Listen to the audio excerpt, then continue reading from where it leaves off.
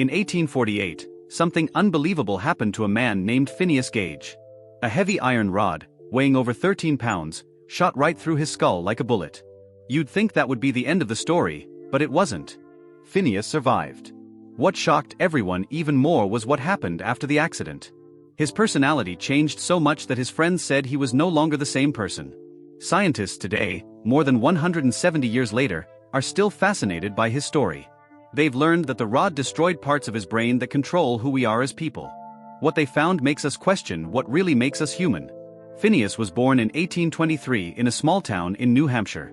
He grew up on a farm where life was tough and work was hard. Even though he didn't go to school much, he learned to read and write, which was unusual for kids like him back then. This helped him later when he worked with dangerous tools and explosives. Phineas became very good at handling explosives because clearing rocky fields with gunpowder was common in his area. By the time he was in his 20s, he was working on railroad construction crews, using explosives to blast through rock. He even had his own special iron rod, called a tamping iron, which he used to pack gunpowder into holes. On September 13, 1848, Phineas was working on the railroad near a town called Cavendish in Vermont. It was a normal day, and he was preparing to blast some rock. The job was risky and needed careful attention. But that day, something went wrong. Phineas forgot to put sand over the gunpowder before tamping it down with his iron rod. When the rod hit the powder, it sparked an explosion. The iron rod shot up through his left cheek, behind his eye, and out the top of his skull. It was a terrible injury. His brain was badly damaged, and part of his skull was blown away. But amazingly, Phineas was still alive. He was sitting up and talking just minutes after the accident. Doctors arrived quickly and were shocked to see him awake and alert. But the days after the accident were very hard.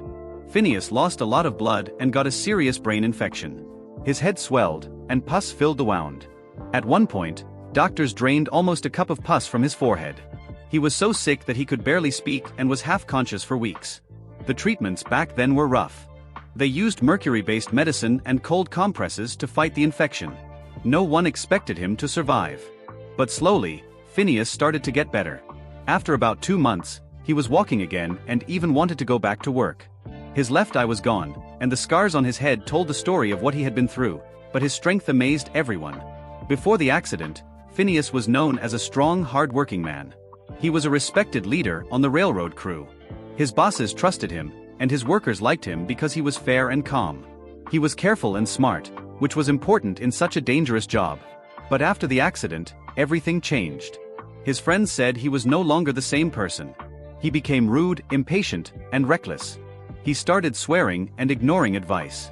He made big plans but never followed through. The man who had been a steady leader was now unpredictable and hard to work with. His employers wouldn't hire him back because he was no longer reliable. Phineas struggled to find steady work after that. He moved from job to job, often getting fired because of his bad temper and poor decisions. But then something surprising happened. He found a new job as a stagecoach driver in Chile, South America. This was a tough job that needed strength, quick thinking, and focus. He had to control several horses and drive through dangerous mountain roads. Despite his personality changes, he held this job for 7 years, showing that he still had some skills and determination. He even became a public curiosity, touring with P.T. Barnum's American Museum in New York City, where people paid to see the man with a hole in his head. The changes in Phineas's personality were heartbreaking for his family and friends. They said the man they loved was gone, replaced by someone they didn't recognize.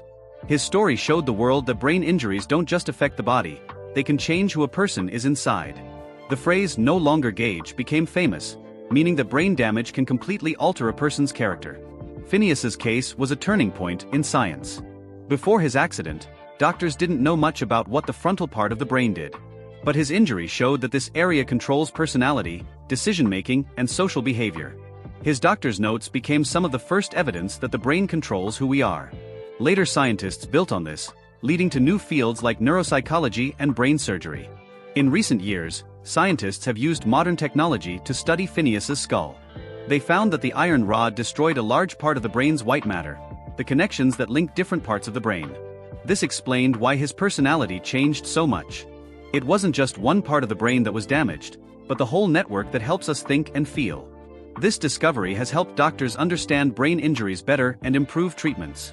Phineas Gage's story is still important today because it helps us understand what makes us human.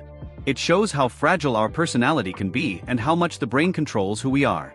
His survival was incredible, but the changes he went through remind us that the brain is more than just an organ, it's the center of our identity. So, why are scientists still fascinated by Phineas Gage?